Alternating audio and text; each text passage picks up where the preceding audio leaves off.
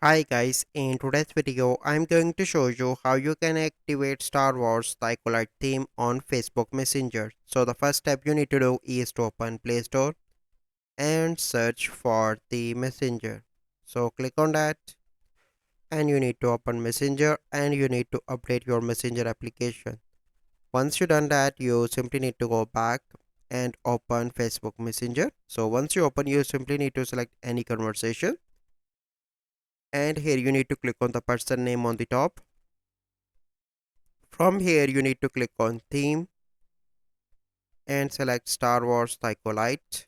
Click on select, and now you can see that this theme is activated for this conversation. So this is the process. I hope you find this video helpful. If you find this video helpful, must like this video, subscribe to our YouTube channel for future videos. We'll see you in the next video. Thank you. Have a good day.